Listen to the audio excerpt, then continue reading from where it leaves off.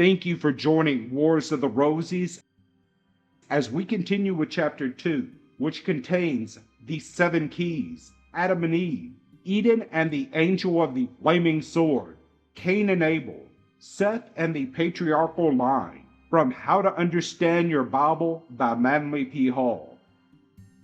Chapter 2, the 7 keys. The story of Adam and Eve as given in the opening chapters of Genesis has been considered as an allegorical exposition of the cosmic processes which resulted in the differentiation of the human species. It is important next to realize that the secret doctrine concealed in the Bible must be discovered with the aid of certain keys. Each of the myths, fables, and symbolic figures has at least 7 complete and distinct interpretations.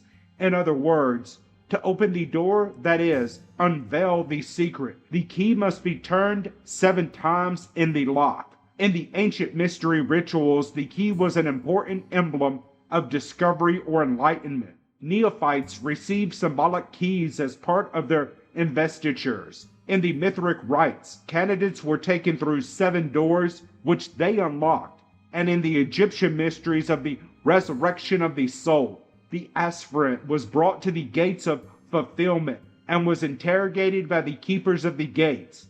It may seem strange that one story or account may have several meanings, but such is the working of the Kabbalah. In the original Hebrew, there were numerical and letter ciphers to aid in the decoding of the hidden information. Translation and editing has destroyed these older Kabbalistic patterns, and it is now necessary to have recourse in the fascinating field of comparative religion in order to unlock the biblical secrets. Adam and Eve. As an example, ADM or Adam is first of all species or kind, meaning a particular generation, a genre. ADM is also a symbol of Adonai, the creating Lord. ADM is also Eris, the first sign of the zodiac. ADM is the incarnating ego, the father of the multitudes. ADM is the human principle perpetuated forever in the seed. ADM is again protogynous, the ideal or archetypal pattern, Plato's ideal or logos. ADM is the universe, whose body nature is, and God the soul. ADM is the first race of humanity and, by analogy, the first subrace of each of the following races. ADM is the sun, and also, in the story of the Garden of Eden, the typical neophyte seeking initiation into the mysteries. This one symbol indeed plays many parts.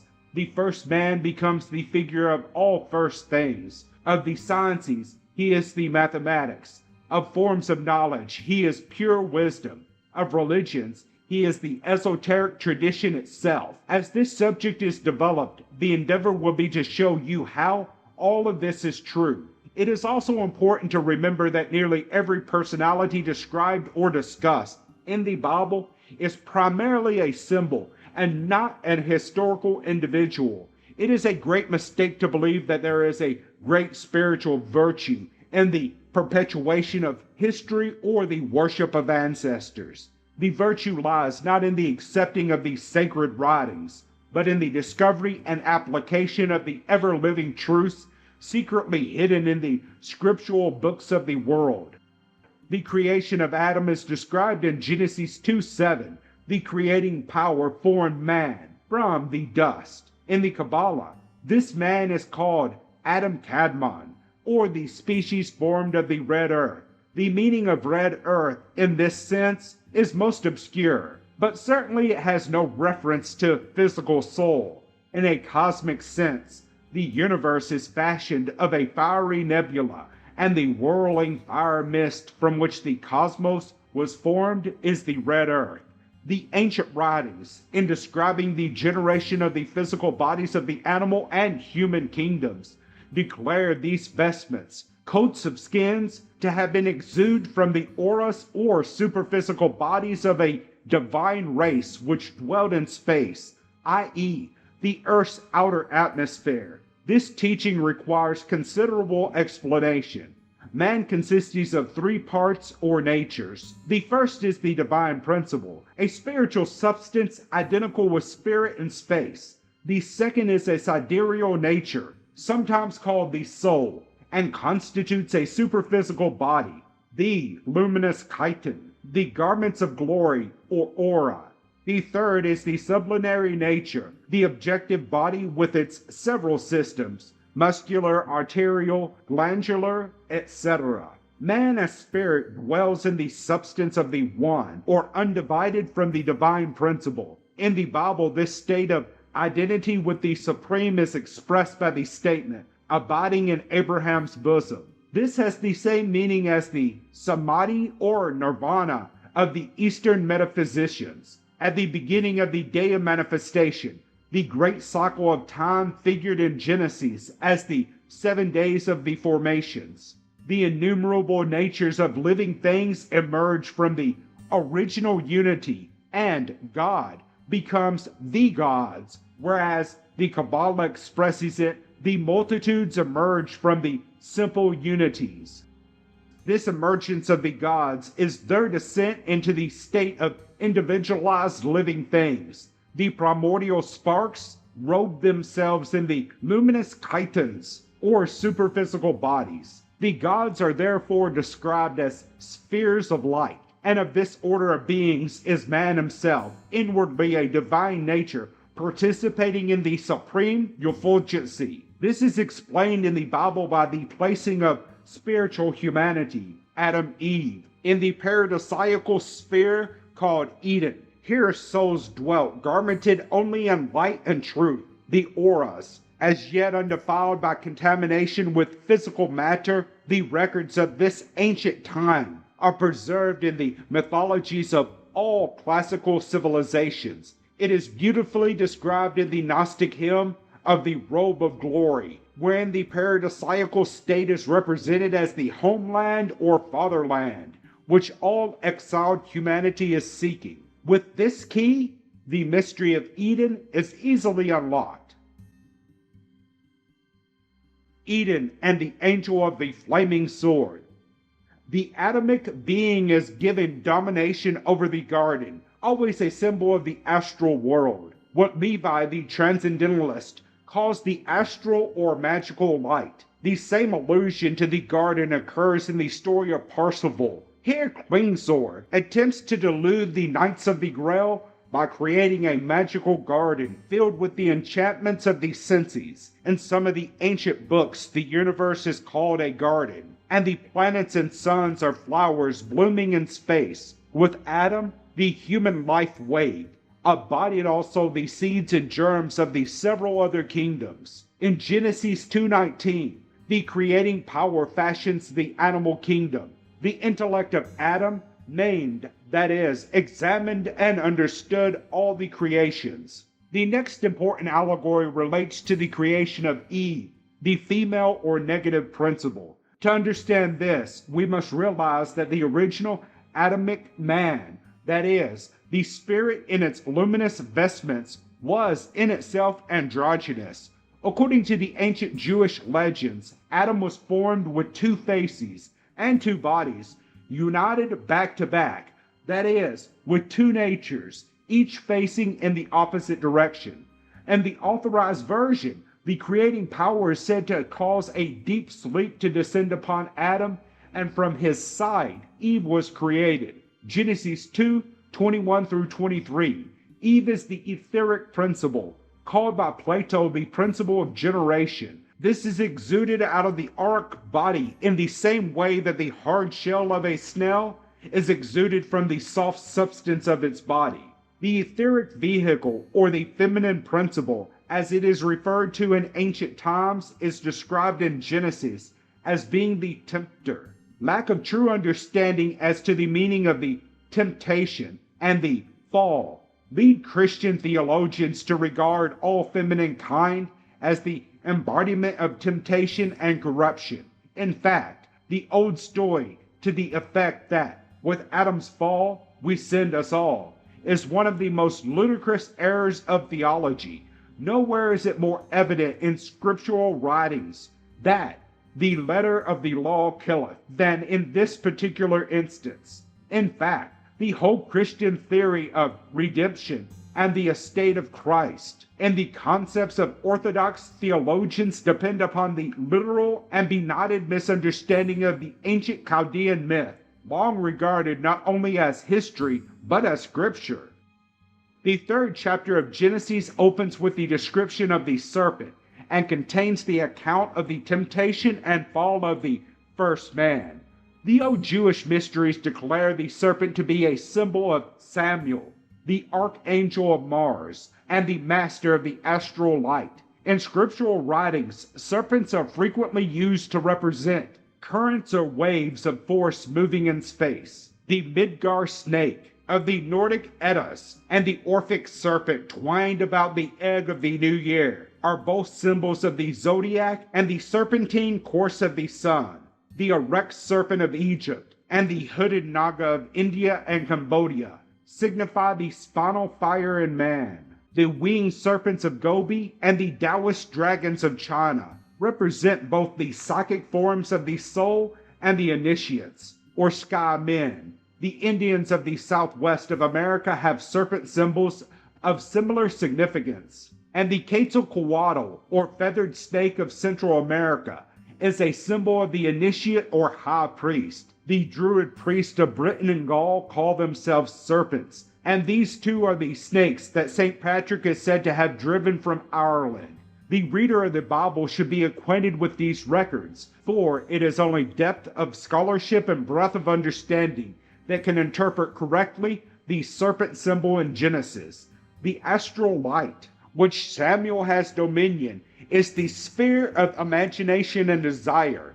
In the Kabbalah, it appears that Samuel is the adversary, yet in the authorized version there is no explanation for the existence of the tempting serpent, none why the all-wise Creator should have planted it in the garden to corrupt this noblest work of God, man. The key to the riddle lies in the metaphysics of the Persians, which in turn was derived from the most ancient religious mysteries of both the Near East and the Far East. It is explained that good and evil, so-called, are but the aspects or qualities of one principle. For example, creation brings into manifestation the innumerable host of lives which lie sleeping in the infinite. In this respect, creation is release, or expression, and therefore good.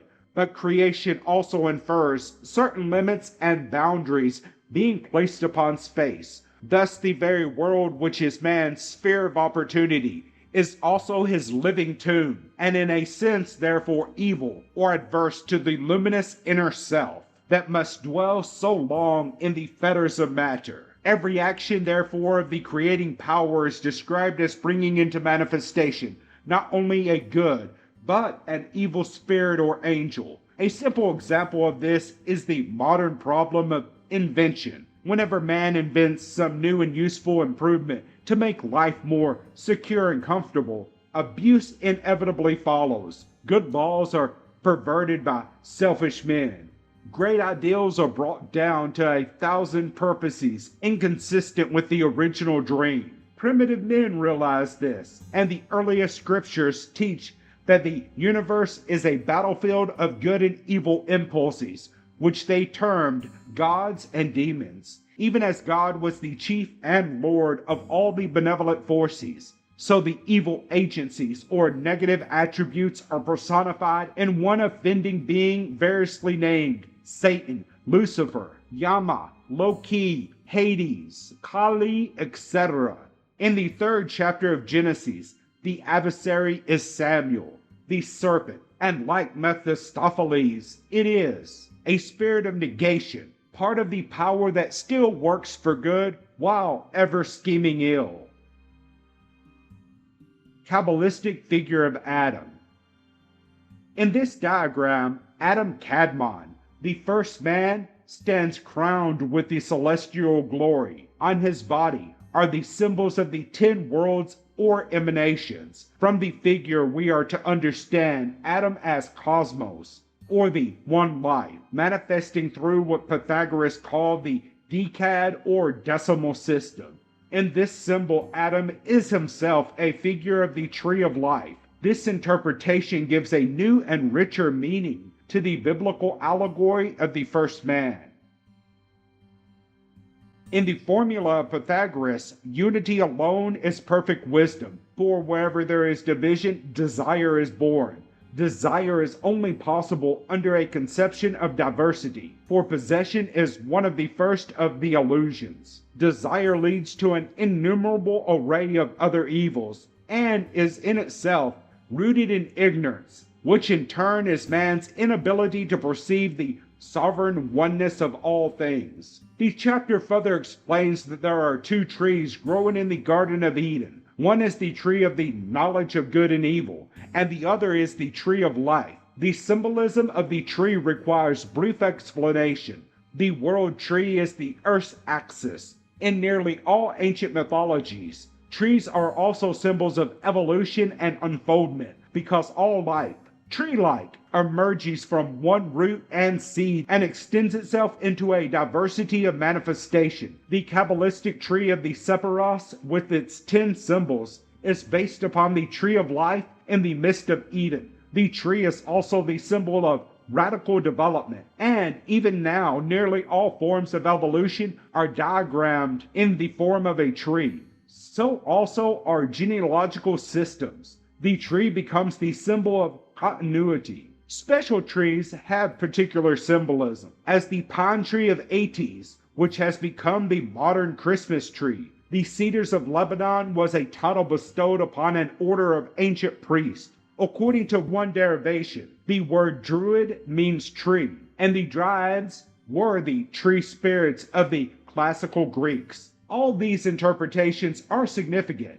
but there is another more eminent in its inferences. There are two great systems in the body of man, the tree of life, which is the arterial with its roots in the heart, and the tree of the knowledge of good and evil, i.e. the nervous system, which has its roots in the brain. These two trees are physical manifestations of a complicated network of branching energy currents in the aura or superphysical bodies. In medieval art, it was customary to represent the tree of the knowledge of good and evil in the form of an apple tree. Significantly, this fruit has been concerned with two important episodes in the history of man. In the apple that Eve ate and the apple that fell on Newton's head. These two apples have changed the course of history. The older mystical writings show not an apple, but a pomegranate, and Greek statues of Kore and Persephone frequently depict these fertility goddesses holding pomegranates.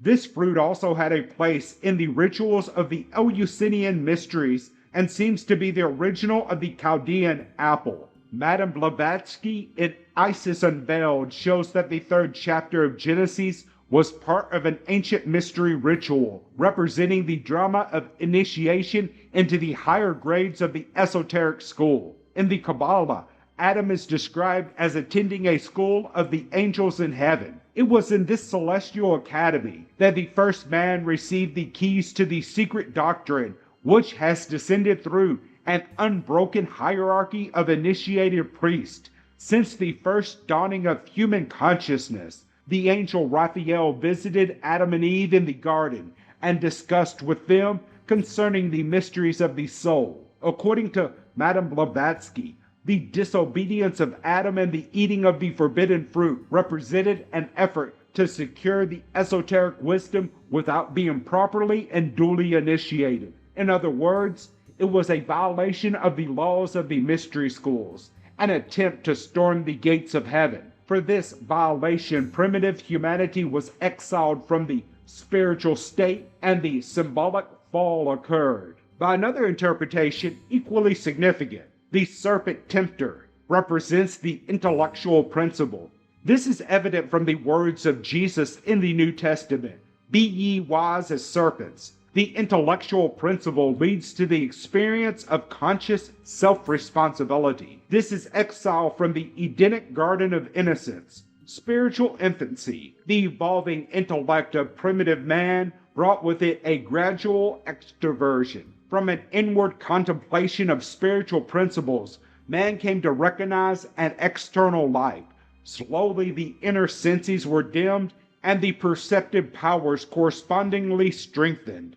The result is man's present state in which he has little, if any, inward life, and is entirely overconscious of the significance of outward circumstances. The inner life is the paradisiacal or Edenic state. The outer life is the relapsed or fallen state. The resurrection promised by the Messianic dispensation is the restoring of the inner life, the conquest of the external or sensory sphere. All this is clearly shown in the teaching of Buddha and is an essential part of the dicta of Plato. The creating power, in its aspect as the law of nature, now pronounces a curse upon the disobedient mortals. They are doomed to the cycle of birth and death. They are no longer supported and sustained by the inward light, but must struggle to survive in a universe of doubts and fears. Ixion is bound to his will, and the cycle of necessity has gained domination over the divine spark, the host of the Adamic souls. In Genesis 3:21, it is described that the creating power fashioned for Adam and Eve coats of skin. These are the physical bodies, the mortal vestments of immortal life. Man's memory of his heavenly state is obscured by the world of matter, and he is cast forth from the abode of peace. At the gate of Eden, the creating power places cherubims and a flaming sword to guard the sacred garden, that Adam and his progeny might not return to it again. It is interesting that Solomon, when he built the everlasting house, should have placed upon the doors of the temple cherubims with the flaming sword. This is the key to the whole mystery. Eden is the first holy of holies. Its significance is identical with that of the Aditas of ancient temples. It is the heart, the sacred place. It is also symbolic of the state or condition of sanctity. The temple is not a building, but a state of consciousness, an inward realization. He who attains to this realization enters the holy place, which is guarded from the profane by the keepers of the gate, the testers or initiators. Philo Judaeus declares the cherubim to represent clouds or obstructions which conceal Eden from the profane. These clouds are the ignorance, benightedness, or perversions of the unredeemed, which must forever obscure sacred things. Cain and Abel. In the first verse of the 4th chapter of Genesis, Eve says, "I have gotten a man from the Lord." The ancient Jewish mysteries declare this to mean that Cain was not the child of Adam, but of the archangel Samael, the serpent, the mysterious luminescent power at the root of all human perplexity. In the authorized version, the translation is so obscure that both Adam and the Lord are referred to as the fathers of Cain. But the earlier rabbins knew their scripture better than the 17th century theologians, and the old commentaries insist that Cain was the son of Samael, Abel was the son of Adam.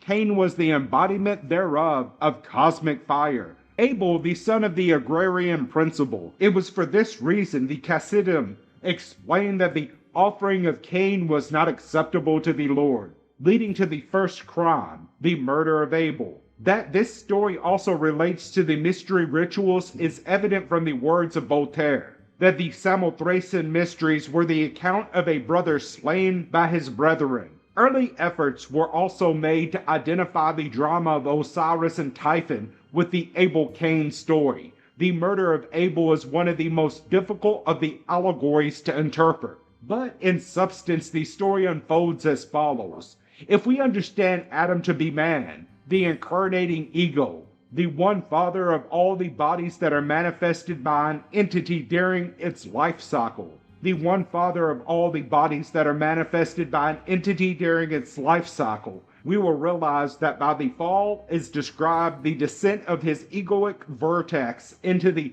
sphere of generation. It first produces phantom forces in the astral light, a progeny of demons by Lilith, as explained in the ancient commentaries, later by union with the human principle. Eve, it begins the generation of bodies, this mystery being cunningly concealed under the genealogy or the descent of the patriarchs. In the process of generation, polarity must first be established. In the Chinese cosmogony, which by esoteric interpretation is also anthropology, the creation arises from the endless strivings of two principles termed yang and yin.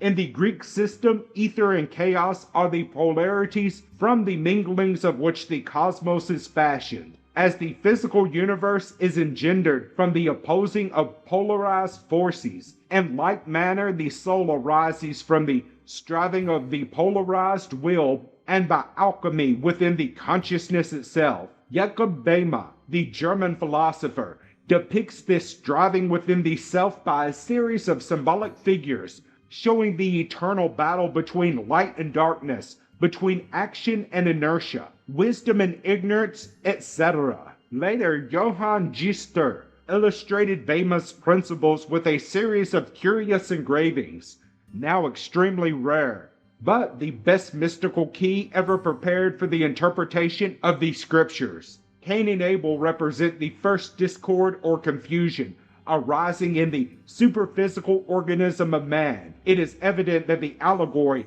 has universal application, or it would not be part of the mystery rituals of many ancient orders. Furthermore, it is known that all of these rituals relate to the unfolding of the human soul, so Cain and Abel must be some part of the consciousness of man. Boehme creates the terms divine will and self-will, with which to designate the two parts of man's consciousness, which are ever in a state of mutual striving. The allegory of Lucifer and his battle with Michael the archangel has similar interpretation, the war in heaven being merely the conflict within the soul or superior nature, as contrasted to the body, which is the earthly nature. It is evident that in this allegory Cain represents self-will, or the active principle, and his descendants become builders of cities or bodies, and workers in metals, or the sense perceptions. Tubal-Cain, described in Genesis 4:22, and who later occurs prominently in the Masonic allegories, first pounded swords into plowshares. Here he represents self-discipline as an aspect of self-will, by which the destructive emotions are refined and tempered. The descendants of Cain were all wanderers and artisans, and of the race of builders. And in the 23rd verse of chapter 4, it seems that the crime of Cain is repeated by Lamech, his descendant. A study of this chapter will show that in the cycle of the patriarchs, the principle of recapitulation is ever present. Noah is, in the same way, a second Adam. This is explained by the Chinese, who declare that the cycle of existence is represented by the zodiac. At the end of each great age of manifestation, the universe is dissolved in the sign of Pisces, or deluge, and is reformed or reborn in Eris. Eris is the sign representing Adam. Taurus is Eve. Cain and Abel are the twins or Gemini. The eternal principle is reborn at the beginning of each cycle. Even as it is stated definitely in Genesis that Adam was not the first man, but merely the first man of the cycle, or an incarnation of the eternal man, protagonos of Plato. In Genesis 1:28, the law or God said to Adam, "Be fruitful and multiply and replenish the earth." This is exactly the same thought expressed in the ancient Confucian metaphysics. All creation is a replenishment in space, a new manifestation of eternally existing principles. If we realize that the signs of the zodiac are the patriarchs, even as later they are the prophets and apostles, we perceive that creation, so called, is the movement of the ego or consciousness, whether microcosmic or macrocosmic, through the 12 signs or parts of the solar year. This solar year is the Manvantara of the Hindus, the day of the Brahma, the flowing of the great breath. The breath is also mentioned in Genesis 2:7 with the law or Lord. breathed into the nostrils of Adam the breath of life. There is much commentary material in the Zohar, the Hebrew book of splendors, concerning the significance of the great breath. If, then, Cain and Abel are the light and dark halves of the human will, born like Castor and Pollux from a single golden egg, the ego, we can understand why the Greeks symbolized the soul as a sphere made up of a gold and a silver hemisphere joined together. We know that in the ancient mystery temples, certain disciplines were given for the perfection of the human soul. The ancient wisdom was disseminated throughout the East and the Near East by means of ritualistic dramas called the mysteries. Lao Tzu, the ancient sage, as a librarian of the Shu dynasty, read the ancient books brought to China from India. We are told also that Osiris, the great leader of the Egyptian faith, was brought from India in the form of a golden bull. This is again a reference to the secret doctrine having been brought from Asia and circulated throughout Mesopotamia and the Mediterranean civilizations. Eastern metaphysics and the Jewish religion is Asiatic, are based largely on the glorification of the passive principle. In the Hindu books, we learn of the sage who, by sitting quietly under a tree, discovers by inward contemplation what all the striving of the outer life could not attain. Lao Tzu taught the sovereign dignity of doing nothing very intelligently and profoundly, however, not in superficial laziness and spiritual virtue, but rather in a perfectly enlightened inward tranquility that can come only with the mastery of all external forces and circumstances. Abel, in the allegory, brings his offering, the firstlings of his flock, and offers them to the law. By this is meant the animal propensities of his own nature. Such is always the meaning of the burnt offerings referred to in the scriptures. Because he's bringing the animal, his offering is accepted. Cain, on the other hand, brings the fruits of the ground, and these are not acceptable. The fruits here represent not principles of the soul, but merely the consequences of action. Cain's offering represents the same type of superficial gift that the rich man gives when he presents a stained glass window to the church and continues to cheat the widows and orphans. Cain gives of what he has, for fruits represent accumulation or possessions. But Abel gives of what he is, the firstlings, his transmuted animal nature. Cain, incensed, slays his brother, reminding us of the words of the Indian classic, "The mind is the slayer of the real." Thus the allegory has an eternal significance. It is the very key of the whole mystery religion. It is the reason why most faiths are today empty of esoteric religion. It is the key to that ceremonialism of the superficial life, which obscures the inward perceptions and brings creeds down to a useless war of sex and bigotries. Seth and the patriarchal line. The 5th chapter of Genesis is devoted to the genealogy of the patriarchs from Adam to Noah. It will be observed that in this chapter there is no mention of either Cain or Abel. Seth, therefore, is established as the founder of the races of the earth, begotten in the image of Adam his father, even as in his turn Adam was begotten in the image of the Lord. The creative hierarchy. Much has been made by biblical students of the extraordinary length of life attributed to the patriarchs. In chapter 5, verse 5, Adam's age is given 930 years.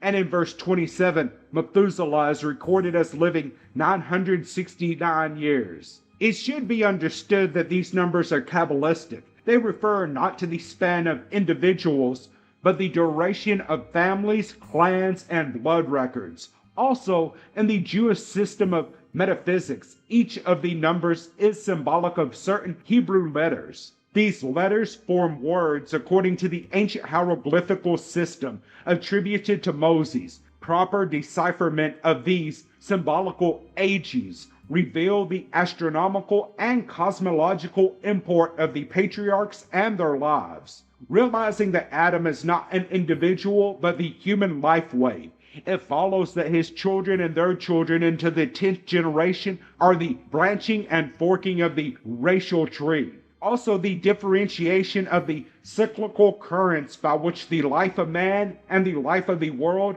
are sustained.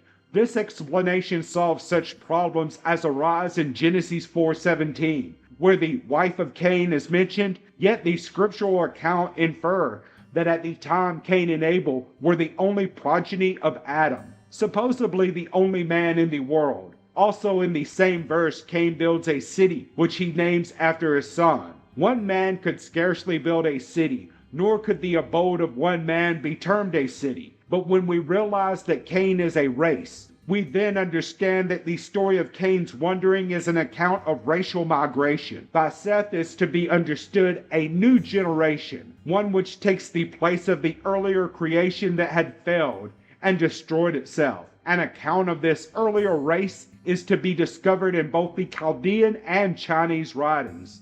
The historian Berosus describes the monsters that were formed in the primordial Illus, the slime-born, the monsters with many heads, a strange order of prehistoric composita, which vanished away in the dawn of time.